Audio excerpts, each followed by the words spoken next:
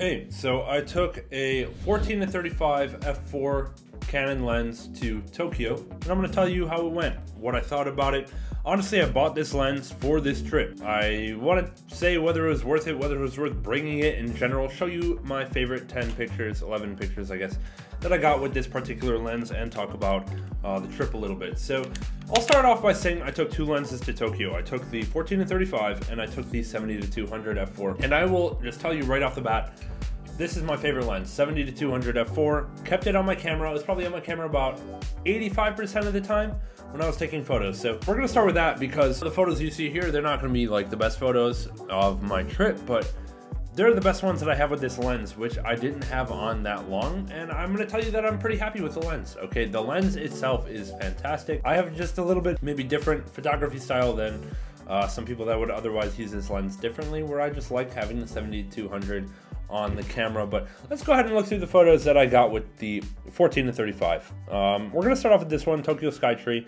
So, okay, yeah, I'll just start in general. What I envisioned when I brought this lens was landscape, okay? Mount Fuji, I'm gonna get it really wide, or I'm gonna be in a tight space in Tokyo. You know, I wanna get the whole scene with not a lot of space to maneuver, or just like Tokyo lights. Let's see how I did. This one is none of those, really. It's none of those three things that I envisioned, but hey, I really like this particular shot of the Skytree, kind of like the little L shape that we have going on with the bridge and the tower itself, and just getting just a lot of sky.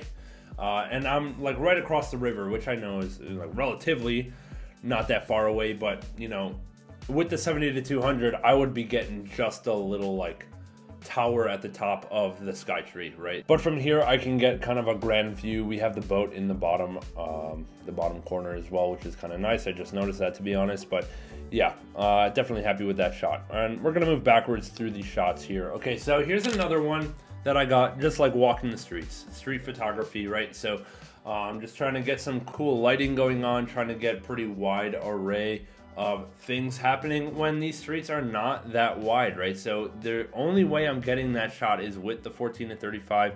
With the 70-200, right, I would just be hitting just the pink truck, just the front of it, you know what I'm saying? So definitely happy to have the lens for that capability.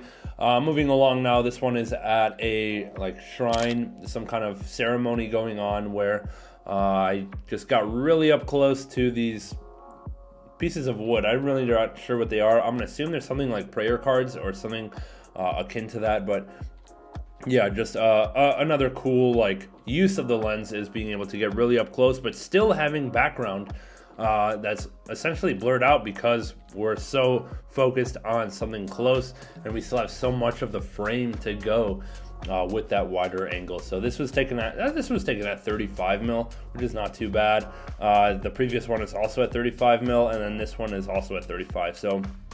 So far all of them at 35 millimeters, but we will definitely get to some at the 14 millimeter range, part of the range, right? So here's one at 25 millimeters. This is at Amoide Yokocho in Shinjuku, which is just a street of bars. And basically, like, if you step out into the street, and if I had the 70-200, there's not that much lighting. There's not that much cool stuff going on. It's almost just an alley, right? So you know, with the 14-35, what you can really do is fill half your frame with something up close, and have the other half kind of be a little bit more mysterious and blurred out. Very similar to this shot, this same style of shot, up close on you know, one half of it, and then blurred out background in the other half. And you can do that with the wider angle, and I took the same approach here with this lantern, and then with the lights on the side, on the right side this time, right? Okay, here is a picture of Shinjuku. This is a pretty classic photo, but this one is taken at 23 millimeters. And yeah, this is kind of one of the things that I envisioned using the 14-35 for in the first place on this trip, is to get the wider angle stuff, try to get as many lights in the frame as possible, and you know, gotta have the wide angle to do that. With the 70-200, I would have been just looking at the rainbow looking building on the right there, or just looking at the taxi, or just looking at some of the people up close on the bottom left. But with this 14 to 35, we're getting it all at once, trying to get like an overwhelming light scene. Of course, these are all edited photos. This is the original colors here, but yeah, I don't really like this edit, to be honest, but whatever. Okay, moving on. Okay, so this is a classic photo from Akihabara, which is the electric town. Essentially, we are where they have like a lot of electric components, and I don't know how to explain this to you, how narrow these hallway in front of these stores are, right? It's probably like 3 feet or like 1 meter max. Okay, so this is taken at 14 millimeters, and I'm right up in this guy's storefront face, you know what I'm saying? So the only way I'm getting this shot is with the 14 mil. And it's definitely one of the reasons that I wanted to have this lens in the first place. This is my second favorite shot of this type, and then here's my favorite shot of this type. Very similar, probably it is in the same you know, store hallway or whatever, but yeah, I'm just loving this. I get the whole store, get all of the contrast, the black and the yellow. Let me actually maybe increase some contrast here. Maybe not. But I love that this one actually has some kind of activities going on. Again, this is with the 14 millimeter end of the range here, and definitely needed as much wide angle capability as possible.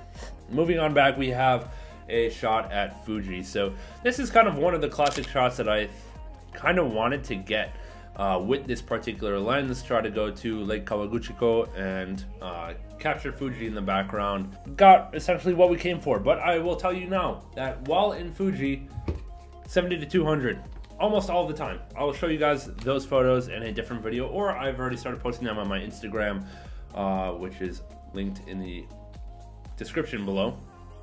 So make sure you go check those out. But from this distance of Fuji, 70 to 200, right? This shot here is taken at 35 mil. 70 to 200 all day. Like, I don't know. I just want to see the details of the mountain, because honestly, this scene in the back, the trees, the houses, not that great, you know, not that great for a photo, and I really wanted to just zoom in on the mountain most of the time. So 70 to 200 here, but I did want to show what the 14 to 35 was able to get me while here. Okay, this one is at the Mega Donki, which is Don Quixote in Shibuya. Classic store, enormous department store. It's like, think of it like Walmart of it's Walmart combined with like Dollar Tree. I don't know how to really explain it, but this is like a 9-floor building of Walmart. Anyway, here's a shot I took from across the street, 14 millimeters actually, which I'm a little bit surprised about that it's at 14 mil here, because the street is pretty big. This one is going to be, okay, so I don't know where this was. This is some walking down some random street, and this is not mirror image, to be honest, because even though there's a mirrored Taco Bell, this is not flipped. But anyway, this is taken at 14 millimeters, which I'm pretty surprised about. But this is one of my favorite shots of the trip, and I'm so happy that I had this lens to be able to take this shot, to capture this shot. Here's the unedited version, and here's the edited version. But yeah, I think this is super cool. And look how far in we're getting, and we're still in pretty good focus. Yeah, we got some grain, but it is dark outside. This is taken at 3200 ISO at 1/180th of a second, it says here. So yeah, definitely a great picture quality. I'm just gonna start with that.